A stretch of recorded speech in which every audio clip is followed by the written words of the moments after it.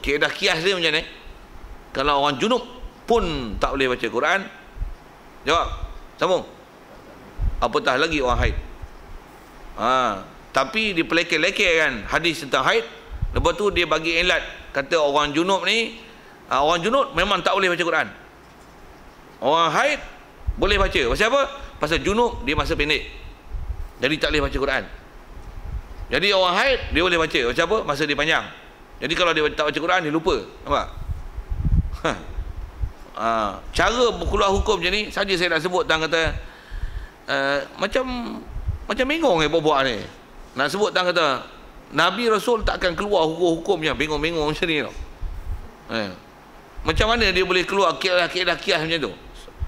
Saya nak sebut yang tu kaedah tu, kalau saya lah, saya bahasakan cara faham Wahabi.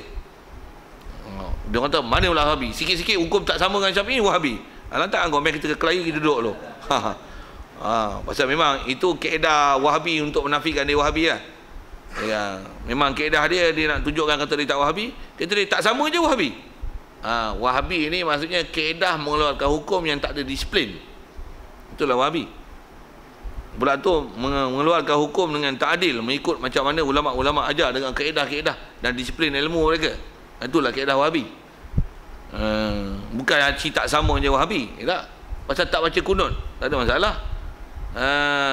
Baca kunut pun tak ada masalah. Tapi masalahnya dia tak mau baca kunut. Dia kata kunut tak betul. Itulah Wahabi. Pula tu kaedah kalau baca Quran, orang haid tak boleh baca Quran. Kalau dia kata tak apalah, ni dia kata sebenarnya boleh. Dia bubuh sebenarnya pula. Jadi seolah-olah orang yang kata tak boleh ni tak betul. Yang tu lah Wahabi. Yang tu lah Wahabi tu. Pasal apa? Pasal dia menyalahkan orang yang kata tak boleh tu. Pula tu seolah-olah tarjih dia tu lagi bagus. Kau lupa ke ulama' yang tarjih tu semua ulama' besar tu? Baik, saya nak sebut sikit ialah tentang Wahabi tu. Satu lagi fahaman Wahabi tau. Kalau Wahabi, kalau dia ada tanya soalan macam ni, tuan-tuan tolong jawab bagi pihak Wahabi. Kalau katalah ada orang dulu dia tak sembahyang,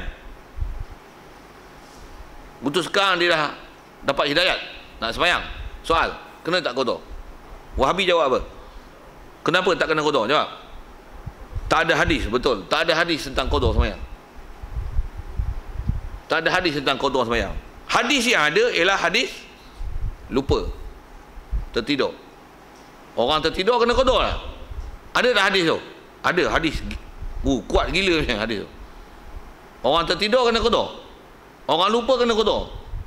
Orang sengaja tinggal, Wahabi jawab apa? Tak kena qada. Pasal apa? Tak ada hadis. Okey tak? Bodoh gila Wahabi macam tu. Kalau tak sengaja tinggal, tertidur, terlupa pun kena qada. Sengaja tinggal lah macam? Cuba jawab. Itu kaedah kias yang betul. Tapi dia tak amanah bagi hukum. Dia kata tak ada hadis. Tak ada hadis. Bila tak ada hadis buat macam mana? Tak usah duk sembang lah. Tak usah tanya. Tak usah tanyalah. Nak kena qada tak kena qada. Dah Nabi pun tak suruh qada. Nabi kata orang tidur, orang lupa. Itu je lah. Memanglah Nabi sebut tu aja. Kalau dia orang nak juga kata macam tu, macam ni, mak bapak boleh sepak. Tak ada ayat Quran yang melarang kita sepak mak bapak lah. Tapi dalam Quran kata wala taqul lahuma uffin. Tu ada. Cakap tak boleh. Jemur lah mak, boring lah mak. Tak boleh, dah ke. Sepak tak apa. Jadi jangan cakap. Takkan dia cakap macam tu, bodoh. Siapa punya kaedah kias ni? Saja saya ke sana sikit pasal apa? Pasal Rasul takkan keluar kenyataan-kenyataan bodoh macam tu lah. Subhanallah. Takkan Allah Ta'ala jadikan Rasul macam tu. Dia keluar hukum mesti cantik, solid. Yang saya nak sebut, saja ke sana sikit, asal bicara lupa. Takkan ada lupa-lupa kat dia. Bahkan apa dia cakap sebenarnya, ada istilah bahasa yang tersurat, ada tersirat. Yang tersirat ni yang kalau di sebelah Wahabi lah, dia tak amanah dari sudut ilmu dia tu. Pasal ada benda yang tersirat tu, walaupun betul, dia nak istilahnya menegakkan benang basah dia. Ni tak betul ni dari segi kaedah pengeluarkan hukum. Okey, balik pada asal kita lah. Saja ke sana sikit, Agak-agak tak puas hati tanya, pasal apa duk cerita itu, nak sepak Wahabi sangat ke? Memang kena sepak lah ni. Kena sebut juga. Dulu tak rajin nak menyebutnya, ni kena sebut je, kena sebut je. Jadi asal kita bicara Rasulullah lupa, Rasulullah takkan lupa. Rasulullah takkan lupa. Itu ke Wahabi. Baik. Jadi bila lupa, yang ni dia akan menafikan pangkat kerasulan. Baik. Wa ammas sahwu fi af'alihim. Baik, yang ni lupa dalam apa yang perkhabaran yang telah dicerita. Jadi kaedah yang kita nak buat kesimpulan tu apa? Tidak ada maklumat yang pernah Rasulullah khabar, sekalipun perkhabaran percakapan biasa, cerita tentang dah makan, dah minum, orang ni berdiri, orang ni duduk, orang ni datang, orang ni pergi, yang tu pun dia takkan lupa apa benda dia cakap dari segi perkhabaran, pertuturan. Baik, yang ni dia sebut wa amma sahwu fi af'alihim ghairil balaghiyati wal balaghiyati kasahwi fi salati fa huwa ghairu mumtani'in alaihim. Baik, ada pun lupa pada semasa perbuatan mereka, tengah duk buat lupa. Pernah dengar kita belajar kan, ada Rasulullah pernah lupa dalam sembahyang? Pernah kan? Tak pernah dengar? Yang sujud sahwi, yang ada kena sujud sahwi kan? Ada kan? Kalau belajar hadis ada. Jadi kalau soal awal-awal, ada tak lupa pada perbuatan Rasulullah tengah buat, dia lupa? Ada tak? Ada lah. Ada lah tu. Atau umum ada lah. Itu dia sebut wa amal sahwu fi af'alihim. Ada pun lupa pada perbuatan mereka itu. Maksudnya dalam proses pelaksanaan tertentu, ada ketika dia lupa. Nak sebut tang dari segi ada tak ada lupa itu, nak sebut tang tu je. Ada tak? Ada lah. Yang perbuatan ni kata dia yang ghairil balaghiyati wal balaghiyah, sama ada perbuatan tu yang memang disuruh sampai ataupun yang tak disuruh sampai kan. Maksudnya dalam proses pelaksanaan tu. Contoh dia bagi ni kasahwi fi solah. Kalau ada pun yang Rasulullah yang kita duk dengar, ini ajalah yang jenis perbuatan dia ada lupa. Seperti lupa dalam masa duk solat. Pasal Rasulullah pernah satu ketika dia sembahyang di Madinah, dia bukan musafir, lagi apa, bukan pula dalam apa-apa hal yang menyebabkan boleh dia sembahyang qasar.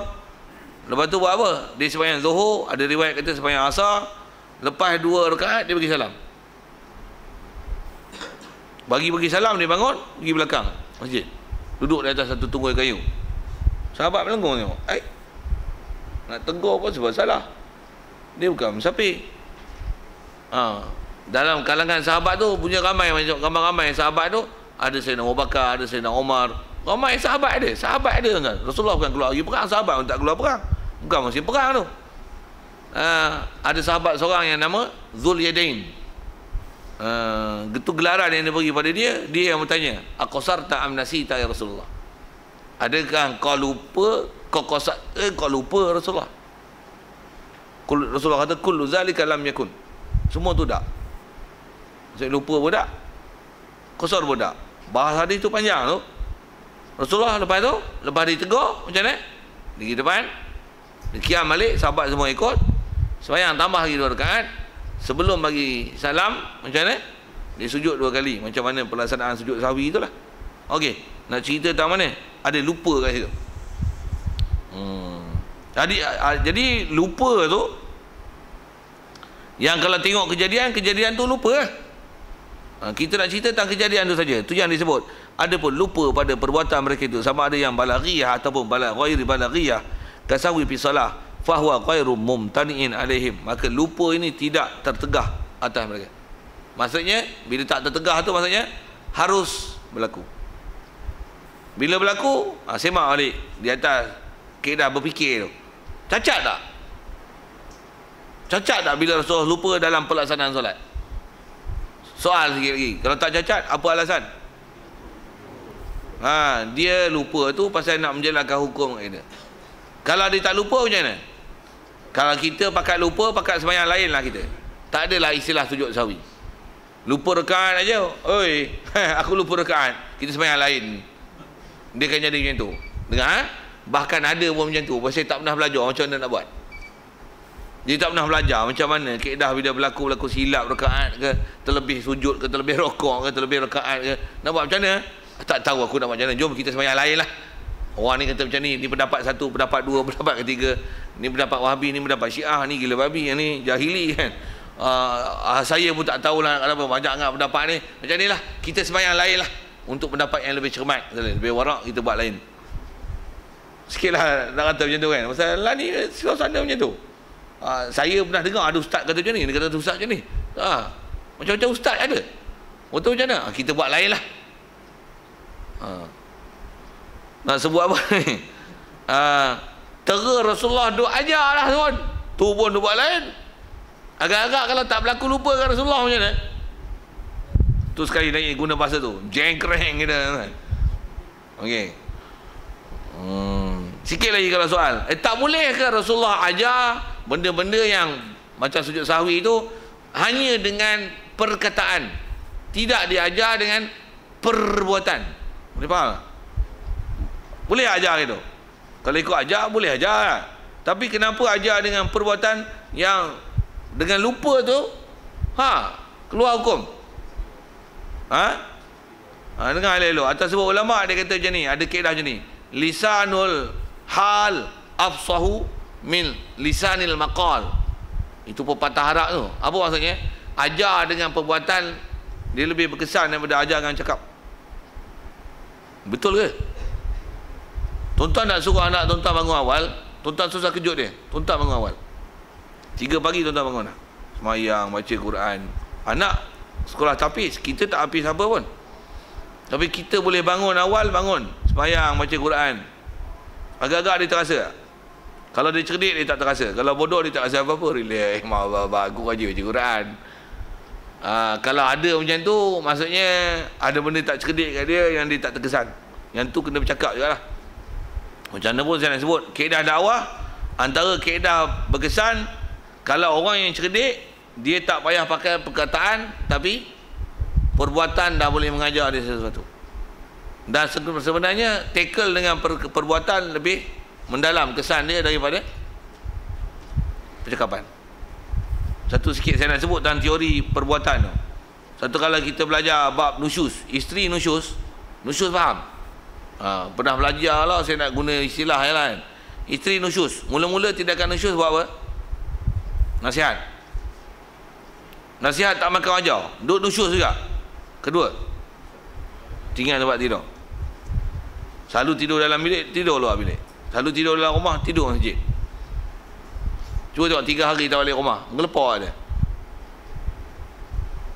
Kalau dia kata mujur je, hari mama tak elok, tinggal. Kata nasib baik, tak balik terus tak balik, kata dia. Tu teruk lah tu. Tapi kalau memang dia sayang kita, dia suka kita, dan dia tension di atas kena tinggal, macam mana? Hai, kata abang, call pula tak ada. Mana abang pergi ni? Tak balik 3 hari. Balik-balik macam mana? Dia peluk abang dia dulu. Abang! Cakap dia tak main. Ada yang macam tu. Tapi kalau balik dia buat ada je. Buat apa balik? Dah seminggu bagi lah cucuk sebulan. Kalau tuan-tuan jadi suami buat macam mana tu? Kahwin satu lagi. Bayarlah. Dia bila nusyus nafkah tak wajib, gila tak wajib, gugur.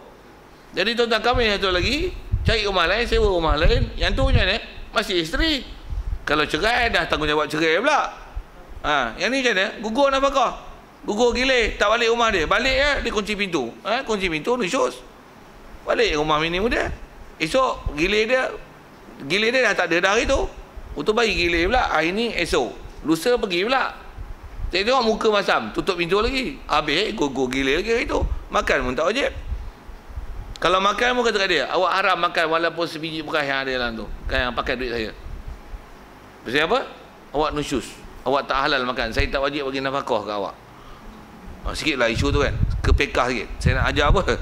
Saya nak kata mengajar dengan perbuatan tu kadang-kadang dia lebih tajam daripada mengajar dengan perkataan. Satu Rasulullah ada yang Allah Ta'ala perintahkan dia mengajar dengan perbuatan. Sikit lagi kalau sebut yang tu. Tengok rupa zahir, Rasulullah lupa. Atau istilah berlaku lupa pada perkataan, pada perbuatan, istilah sebut. Atau kaedah ulama-ulama kita untuk menunjukkan Rasulullah ni memang sebenarnya dia ni lupa tu pada atau iktibar kita je. Kita tengok dia lupa, sebenarnya dia lupa ke? Tidak. Di atas tingginya pangkat mereka tu, sebenarnya dia tak lupa. Sebenarnya apa?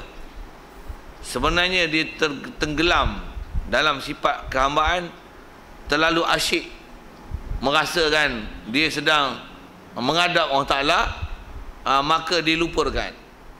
Jadi dia bukan lupa, dia terlalu asyik ingat Allah Ta'ala. Itu yang berlaku. Jadi kat kita, kita tengok lupa. Dekat dia, dia bukan lupa, tapi terlalu ghalib, bahasa gitu. Satu di atas kaedah tu, pasal ada ulama hurai macam tu. Macam mana pun atas umum kaedah ahli sunnah wal jamaah sebut harus berlaku lupa pada perbuatan. Itu ayat. Macam mana pun ada ulama yang bersihkan perbuatan lupa tu pada Rasulullah. Dia kata itu pada rupa ialah lupa, tapi sebenarnya bukan lupa.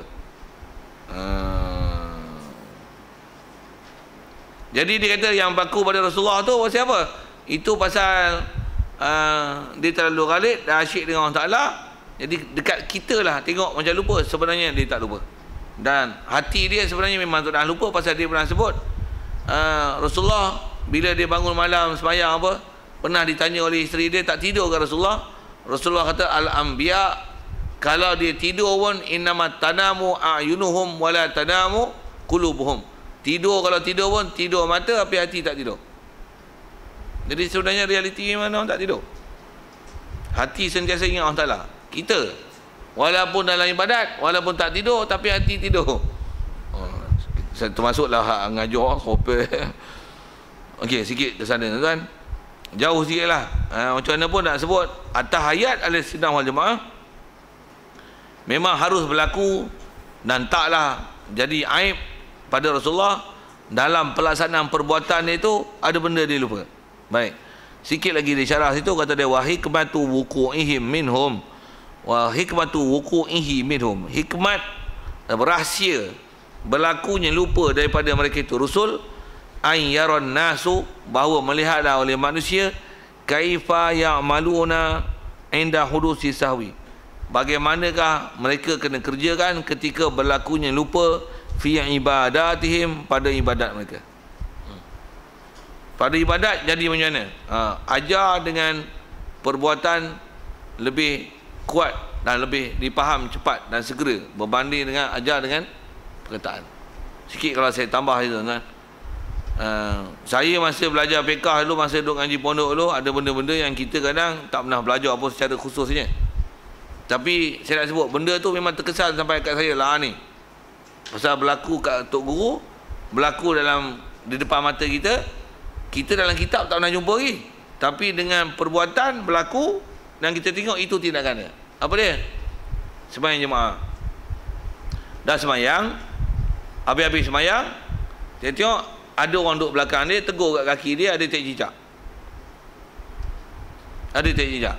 Tek cicak. Dia pun angkat-angkat, dia pegang dan kaki dia. Tek cicak dia. Dia kata apa? Kita sembahyang lain. Kita sembahyang lain. Apa? Dia basuh kaki dia, tak kolah. Dia jinjak je basuh. Kamat lain. Allah Akbar, habis sembahyang. Yang kejadian duk berlaku macam tu lah. Kita duk mikir, tuan tahu tak saya fikir apa? Yang batai dia. Dia yang ada tek cicak, tapi kita sembahyang lain. Duk tertanya-tanya lah. Masa tu pun kita pun tak tanya orang kan, ikut je lah, dah ada suruh sembahyang lain, ikut je lah, baca-baca kitab. Rupanya memang kena sembahyang lain. Sikit soalan, kenapa kan kena sembahyang lain? Imam batai memang makmum kena sembahyang lain ke? Tak juga. Dengar elok. Tapi masa berlaku kejadian tu tak ada ilmu lagi. Kemudian baru belajar. Saya nak sebut apa? Ada benda yang berlaku dengan perbuatan, duk tengok, duk berlaku. Itu mengajar kita satu ilmu.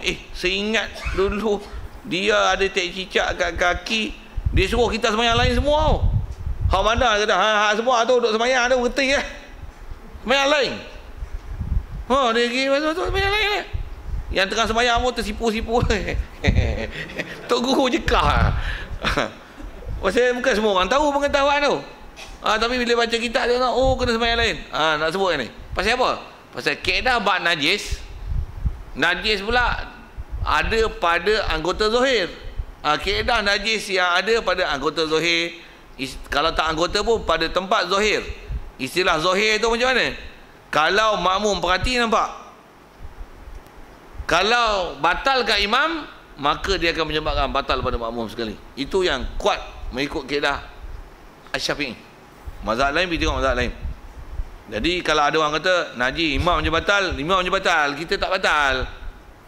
Biarlah imam batal. Kita bukan pada pijak najis. Tak betul kaedah tu.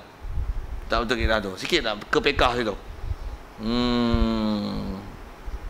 Itu najis yang pada tempat zahir. Kalau imam macam ni lah, kita kepekah sikit. Pasal saya nak tunjuk kata masalah af'al tu dengan perbuatan. Tujuan saya nak syarah tu, saya nak tunjuk kata mengajar, terajar dengan perbuatan ni kesannya lebih mendalam daripada bercakap kerana ajar tak faham pun.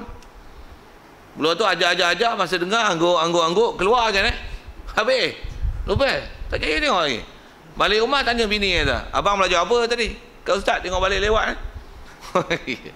Panjang kot dengan jauh. Dia ajar apa? Entah apa dia ajar. Tak jadi tengok. Dia ajar apa dah cerita lupa apa benda lah. Aku pun lupa sekali katanya. Sikit kot tu. Jadi asal saya nak sebut ialah, jadi sikit kepekah tu, saya selesaikan pekah tu. Jadi kalau najis yang pada tempat zahir, batal imam, batal makmum. Tetapi kalau ada perkara yang benda tu membatalkan solat imam, tapi makmum memang tak boleh nak trace, tak boleh nak tengok pun takkan nampak. Antaranya apa? Imam tak wuduk, imam tak mandi wajib umpamanya. Sembahyang subuh Jumaat pula tu, habis bagi salam, dia kata astaghfirullahalazim. Makmum tanya lah, apa pasal imam ni bunyi astagfirullah lain? Selalu astagfirullahalazim. Ini bagi salam astagfirullahalazim. Ngapa tu imam? Lupa mandi wajib. Soal, makmum kena sembahyang lain tak? Imam memang tak sah sembahyang kan? Makmum kena sembahyang lain tak? Ngapa pula imam tak sah sembahyang? Yang tu dia batal batin. Boleh tak kita cek imam ada wuduk tak ada wuduk? Tak boleh kan? Yang tu boleh kerana tak ada takrif. Walaupun imam cerita saya tak sah sembahyang tadi pasal saya tak mandi wajib, ataupun dia kata saya tak ada wuduk, macam mana? Tak kena sembahyang lain, kau sembahyanglah seorang. Tapi bantulah dia berjemaah kan, sunat tu. Tapi nak kata apa? Kat kita kena sembahyang lain. Pasal apa? Alasan? Pasal yang tu kita tak ada taklif nak cari benda batin tuan, wuduk dengan mandi junub. Takkan nak pergi tanya imam mandi junub lagi. Takkan nak tanya gitu. Tapi najis boleh semak tengok tak cicak ni. Imam tak cicak. Batal dia. Itu bahas fiqah ni. Ulama bahas fiqah halus, satu-satu ilmu. Macam mana pun saya nak syarah apa? Saja saya sambungkan ke hukum bab najis tu dan bab hadas kecil tu sikit. Dan asal cerita tu pasal nak kata kita terdidik dan terajar dengan perbuatan ni, kadang-kadang kesan dia lebih besar dan lebih mendalam daripada terdidik dengan perkataan. Satu kat Rasulullah, antara kepelbagaian dakwah dia dakwah bukan saja dengan percakapan, dia dakwah dengan perbuatan. Satu dekat dia berlaku lupa tak ada masalah. Pasal manusia tengok, macam ni ke nak buat, kalau lupa kena sujud sahwi. Lianna tu disebut masyhur kaedah ni tuan. Lianna dalalatal fi'li awdahu min dalalatil qawli. Kerana menunjuk dengan perbuatan, saya idafat dengan mana ba mula ada dah mula bahasa. Menunjuk dengan perbuatan dia awdah, dia lebih jelas daripada menunjuk dengan perkataan. Satu kita nak tunjuk perkataan sembahyang, wuduk, lebih baik kerana tunjuk praktikal. Menyuci najis, kerana teori yang orang tak faham. Macam mana najis kena kat kapet, macam mana nak cuci? Kita kadang sampai dah tua ni tak faham-faham ni. Kaedah dia yang baik macam mana? Tunjuk dengan perbuatan. Okey, hari ni kita nak belajar macam mana cuci najis. Tak payah sembang. Ambil. Tengok saya buat kenapa. Betul, tunjukkan. Yang ni cara salah. Suruh dia nilai. Kenapa yang ni salah, kenapa yang ni betul. Bincang dalam kelas. Itu kaedah teori pendidikan lah. Macam mana pun saya tak cadang nak ajar najis tu. Tapi saya nak sebut, ada bab memang ajar macam tu lebih berkesan. Macam kita diajar tayamum kan. Tepuk muka, sekali tepuk muka, sekali tepuk tangan. Tepuk tangan yang kanan, yang kiri macam ni. Tangan pula bagi dua. Yang jari ni duduk bawah, yang tapak tangan sapu atas. Budak duk melengur. Tak faham. Jangan oleh budak, bapak budak pun tak faham. Tapi kalau tunjuk macam ni, sekurang-kurangnya pun ambil bedak ke tak pun, tunjuk je lah cara perbuatan macam ni. Lagi cepat faham. Saya nak ajar teori ke ya. Saya bukan nak ajar tayamum. Tapi kalau berhajat saya ajar lah. Tapi saya nak kata apa? Dia nak tunjuk kata berlakunya lupa pada perbuatan pada Rasulullah adalah salah satu kaedah ajar dan kaedah dakwah dan salah satu kaedah tabligh. Okey. Satu Rasulullah dia dakwah, dia bukan kata gilah dakwah. Tak, tapi dia pergi rumah orang ketuk pintu. Dia ketuk pintu. Pula tu jumpa seorang. Itu adalah balaghah Rasulullah, balaghah Mekah, apa balaghah dakwah Mekah. Siapa pergi satu pintu. Kita kalau tengok umat Islam dah teruk, memang kaedah kita kena macam tu lah. Dia tak memada ngajar masjid ni, ngajar surau. Pasal apa? Orang minat dia datang, yang tak minat tak datang. Betul macam mana nak pergi datang? Pergi rumah, ketuk pintu. Tambah pula kita senarai, yang ni tak nak main masjid, yang ni tak nak main surau. Pergi jumpa, beradab betul-betul. Minta ada masa lapang tak? Saya minta setengah jam bertemu dengan awak. Tak payah baca ayah. Saya bawa awak ayah. Kita bawa, kita hidang ni, kita jamu dia makan sambil-sambil tu. Kita sembang sikit. Kenapa tak pergi masjid? Interaksi. 4 mata, 6 mata, 8 mata. Sampai, jom kita pergi. Boleh? Boleh. Terima kasih. Pergi hadiah sikit. Nak bodek ke apa, macam pasal. Tapi kita tunjuk dia dengan perbuatan. Tunjukkan kasih sayang kita, caring kita. Tapi kita dah tak buat dah benda-benda yang tu. Kita dah tak buat. Kita banyak bercakap je. Satu, kalau boleh support macam tabligh buat tu. Kalau tak tabligh pun, tuan-tuan buat kumpulan, tuan-tuan. Kat madrasah, kat taman ke apa. Mana yang tak main masjid tu, datang. Ataupun yang selalu datang, tengok-tengok dah tak datang.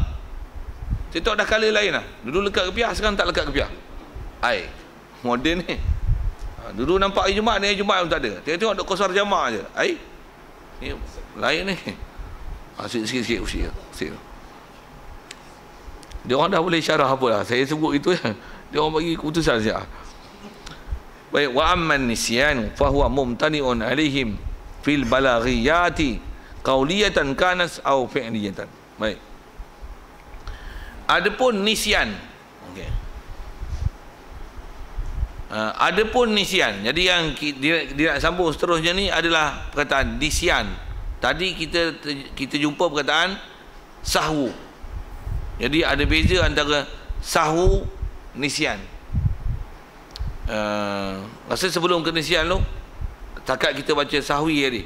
Soal tu tentu dengan sedikit syarahan fi'il apa-apalah. Sekadar yang dah sebut. Sebelum ke nisyan tu, pasal dia ada bahasa yang kena ambil sikit tu. Walaupun mudah-mudah kita cemah sahwi tadi tu lupa. Ada soal? Kuat sikit. Sahwi je.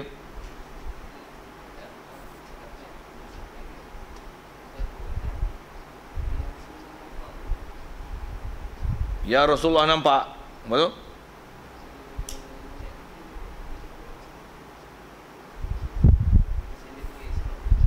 Okey.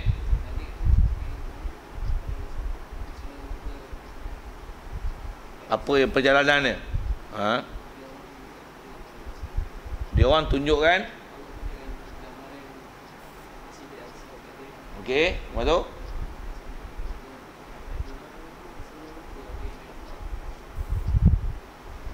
Kisah Rasulullah Isra Mi'raj, bila ditanya tentang Masjidil Aqsa, waktu Rasulullah boleh ceritakan satu-satu kan. berapa pintu, berapa tiang, berapa. Lepas tu Rasulullah dilupakan apa yang dia nampak, you know.